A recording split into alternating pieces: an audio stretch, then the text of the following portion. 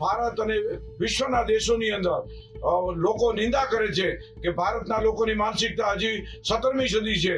ધૂણવાના દ્રશ્યો શરમજનક ઘટના બની છે। વિજ્ઞાન જાથાએ આ વખતે બાબા બાગેશ્વર ધીરેન્દ્ર શાસ્ત્રી ઉપર વગર લાયસન્સે ઉપચાર કરવો માનસિક બીમાર લોકોનો અને તે સંબંધી તેના ઉપર અલગ ગુનો દાખલ કરવો।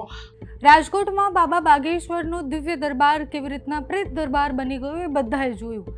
જે રીતના મહિલા અને પુરુષ આવીને ધૂણવા લાગ્યા એના પછી વિવાદનો વિષય થયો। વિજ્ઞાન જાથાથી લઈને અલગ અલગ સંસ્થાઓએ પરસોત્તમ પીવડિયાથી લઈને બધા જ લોકોએ એવું કહ્યું કે અમે તો પહેલેથી જ કહેતા હતા કે આ કોઈ દિવ્ય દરબાર નથી, આ લોકોને અંધશ્રદ્ધા તરફ ધકેલવાની વાત છે।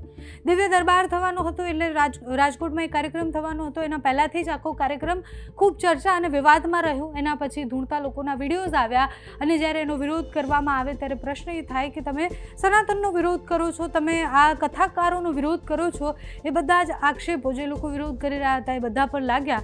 પ્રશ્ન એ શ્રદ્ધા અને અંધશ્રદ્ધાનો હોય છે। ધૂણતા લોકો અને એ કેવી રીતના ધૂણવા લાગ્યા ત્યાં એ પ્રશ્ન છે। અત્યારે વિજ્ઞાન જાથાના જયંત પંડ્યા જે ગઈકાલથી જ પોતાની પ્રતિક્રિયામાં એવું કહી રહ્યા છે કે જે આયોજકો છે અને જે બાબા બાગેશ્વર છે એમની સામે ફરિયાદ થવી જોઈએ। એ વિજ્ઞાન જાથાએ આજે અરજી તો કરી દીધી છે, સુઓ મોટો કરે કોર્ટ અને જાતે જ આમાં કોઈ પણ જો ફરિયાદ નથી કરતું તો જાતે જ આની સામે એક્શન લે એ માટેની અરજી કરવામાં આવી છે। હવે બાબા બાગેશ્વર પર ફરિયાદ થાય છે, આયોજકો પર ફરિયાદ થાય છે કે કેમ એ જોવાનું રહ્યું। અત્યારે તો વિજ્ઞાન જાથાના જયંત પંડ્યા શું કહી રહ્યા છે તે સાંભળો।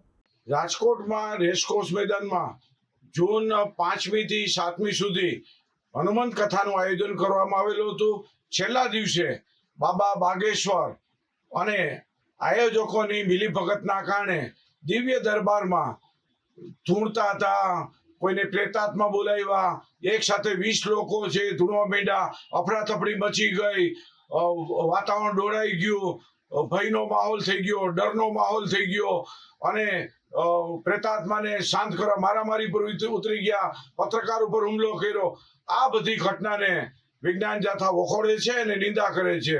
વિજ્ઞાન જાથાએ ગઈકાલ તારીખ 8મીના રોજ પોલીસ કમિશનર અને પ્રનગર ઇન્સ્પેક્ટરને ગુનો દાખલ કરવા સંબંધી વિધિવત અરજી દાખલ કરી દીધી છે। આજ રોજ હાઈકોર્ટની અંદર સુઓ મોટો દાખલ કરવા માટેની પ્રક્રિયા હાથમાં લીધી છે। આયોજક મંગેશ દેસાઈ બે જવાબદારપૂર્વક નિવેદન આપે છે, અમે શું લોકોને ઇન્જેક્શન આપ્યા છે, આવું પણ વાહિયાત નિવેદન આપે છે અને એક પ્રકારનો પોતાનો બચાવ હોય તેવી ભૂમિકાને વાત કરે છે। ભારત અને વિશ્વના દેશોની અંદર લોકો નિંદા કરે છે કે ભારતના લોકોની માનસિકતા હજી 17મી સદી છે। ધૂણવાના દ્રશ્યો શરમજનક ઘટના બની છે, લોકોનું માથું નીચું થઈ ગયું છે। તો આ બધી પરિસ્થિતિની અંદર વિજ્ઞાન જાથાએ આ વખતે બાબા બાગેશ્વર ધીરેન્દ્ર શાસ્ત્રી ઉપર વગર લાયસન્સે ઉપચાર કરવો માનસિક બીમાર લોકોનો અને તે સંબંધી તેના ઉપર અલગ ગુનો દાખલ કરવો। આયોજકો રાતના 12 વાગ્યા સુધી 50 મોટા સ્પીકરો વગાડે છે, ઘોંઘાટ કરે છે, મંજૂરીનું પાલન નથી કરતા, જાહેરનામાનો ભંગ કરે છે।